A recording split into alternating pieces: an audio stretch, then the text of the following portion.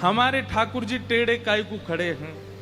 कई इसके पीछे बातें बताई जाती हैं, पर वास्तविकता यह है कि किशोरी जी, ललिता जी ठाकुर जी के किसी अंग को देखती हैं, विशाखा जी किसी अंग को देखती हैं, सब सखियों के कोई नेत्रों पे अटकी है, कोई नासिका पे अटकी है, कोई कानन पे अटकी है, कोई लटान पे अटकी है, कोई हाथन पे अटकी है, कोई चरणन में अटकी है। पर हमारी किशोरी जी जब जब ठाकुर जी के समीप आती हैं, उनकी दृष्टि यहीं पड़ती है, कमर पे। किशोरी जी ठाकुर जी की कमर ही देखती हैं।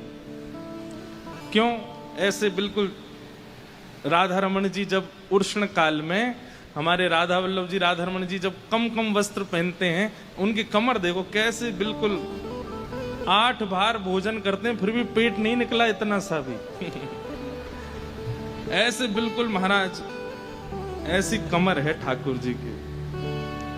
तो ये टेढ़े, कमर से टेढ़े कैसे भय? किशोरी जी जब देखो वहीं देखती है। जब जब ठाकुर जी के सामने आती हैं, सर्वांगीण अंग का दर्शन सब लोग करते हैं, किशोरी जी भी करती हैं, पर किशोरी जी के नेत्र रुक जाते हैं कमर पे। अब इसके पीछे लीलात्मक भाव तो बहुत सारे हैं, लीला के भाव तो बहुत सारे हैं, लेकिन वास्तविक भाव क्या है? पूरे ब्रह्मांड को ठाकुर जी अपनी अंटी में बांध के कमर में ही रखते हैं। तो किशोरी जी कृपा करने के लिए कमर की ओर देखते हैं।